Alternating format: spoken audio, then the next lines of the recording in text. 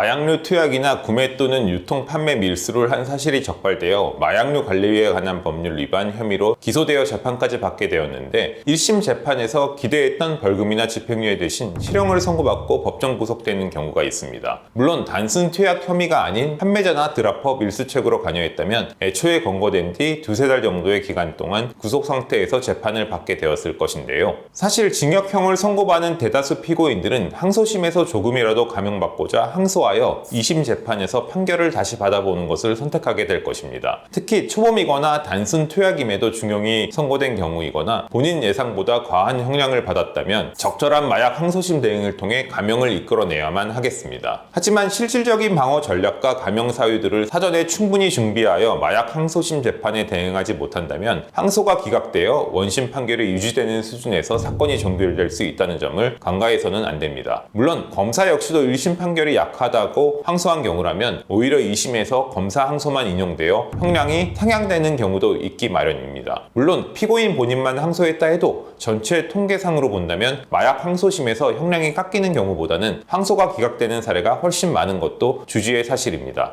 요컨대 마약 집행유예 선처를 위해서는 구체적인 근거에 기반해 소명이 필요하기에 양형 참작 사유를 꼼꼼히 준비하실 필요가 있습니다. 마약 항소심 절차 순서에 관해 간단히 알려드리겠습니다. 사실 1심 재판 절차와 크게 다른 것은 없지만 원심 판결일로부터 7일 이내에 항소장 서류를 제출해야 합니다. 항소장을 냈다고 해서 1, 2주 안에 2심 공판기일이 바로 잡히는 것은 아니며 항소장 접수 이후 대략 3주 정도는 지나야 항소심 재판부에 내 사건이 배당됩니다. 항소심을 담당할 판사님이 지정되면서 소송 기록이 접수되었다는 통지서가 오게 되는 것인데요. 이때 항소인으로서는 소송 기록 접수 통지를 받은 시점부터 20일 안에 반드시 항소이유서를 제출해야 합니다. 그렇지 않으면 아예 재판조차 받지 못하고 항소가 기각될 수 있어 주의가 필요합니다. 항소이유서는 내가 항소한 이유를 구체적으로 적어내는 서류라는 점에서 무죄를 다투는 경우가 아닌 원심의 형이 너무 과하다는 주장만을 하는 경우라고 해도 단순히 형이 무겁다는 포괄적 주장만 해서는 큰 의미가 없을 여지도 있습니다. 즉 원심에서 간과되었다거나 고려되지 못한 양형 요소를 중심으로 구체적 감형 근거를 항소이유서로 최대한 현출되도록 해야 합니다. 항소이유서를 제출하고 나면 통상 2주 내지 한 달 내로 항소심 공판기일이 지정되며 이후 선고일이 잡히면서 마약 항소심 절차가 진행됩니다. 통상 항소심 공판은 1, 2회 내외로 마무리되는 경우가 많습니다. 마약 항소심에서 감형을 받는 사건에 있어 공통점 3가지를 알려드리겠습니다. 일반화할 수는 없겠지만 마약 항소심에서 집행유예 등 감형을 받는 사건들을 분석해보면 일정한 공통점들이 일부 존재합니다. 첫 번째, 마약의 종류와 양 그리고 유통 관여도가 적은 경우입니다. 단순 투약이나 소량의 마약류만 소지했던 사건이라면 대량 유통이나 판매 목적으로 소지했던 것과 동일한 수준의 처벌을 받는 것이 부당함을 논리적으로 제시한다면 재판부를 설득해 감형을 이끌어낼 수 있습니다. 두 번째, 피고인의 구체적인 역할과 범행 동기를 세밀하게 분석해 제시한 경우입니다.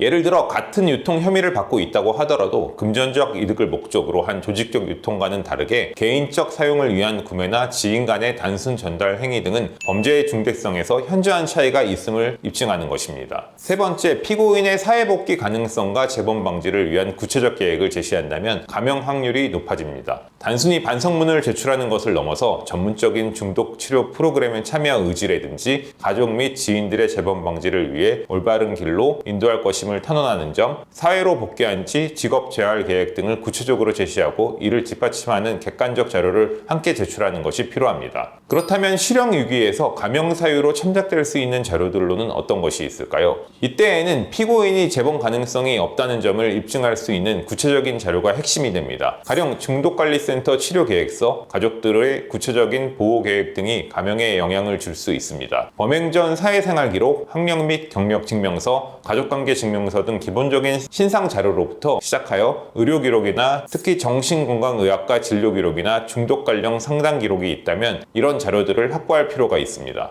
특히 중독 치료와 관련해서는 단순히 치료받겠다는 의사표시를 넘어서 실제로 치료 프로그램에 참여한 이력이나 참여 예정인 구체적 프로그램에 대한 정보를 제공하는 것이 효과적일 수 있습니다. 이에 더하여 1심에서 충분히 고려되지 않은 정황 사항들을 구체적으로 서술한다면 양형 판단에 긍정적인 영향을 끼칠 수 있을 것입니다. 항소심 전 감형 사유를 반드시 미리 준비해야 하는 이유에 관해 알려드리겠습니다. 항소심은 1심과 달리 새로운 증거의 제출이 제한적이며 주로 기록에 나타난 사실관계를 바탕으로 법리 해석이나 양형의 부당성을 다투는 절차입니다. 감형 가능성은 있지만 아무런 준비 없이 단순히 억울함만을 호소하는 방식으로는 의미 있는 결과를 기대하기 어렵게 될 것입니다. 특히 마약 범죄의 양형 기준이 갈수록 강화되고 있는 현 시점에서는 실형을 피하거나 감형을 받기 위해 당사자 개인의 태도 및 환경 변화를 객관적으로 보여줘야 하며 그 준비는 반드시 항소심 재판 전부터 치밀하게 진행되어야 합니다. 결국 개인의 특수성과 범행의 구체적 양상 등을 종합적으로 고려해야만 마약 사건 항소심 감형이 가능할 수 있습니다. 일률적인 대응보다는 마약 사건의 고유한 특성을 파악해 이를 뒷받침하는 구체적이고 객관적인 자료를 제시하는 것이 마약 항소심 감형 전략의 핵심이 될 수 있습니다. 앞서 말씀드린 것처럼 항소이유서 제출 기한이 정해져 있고 특히나 마약 구속 사건의 경우라면 준비 기한이 더욱 제한적인 만큼 사전에 충분한 준비 없이는 효과적인 변론을 진행하기 어렵습니다.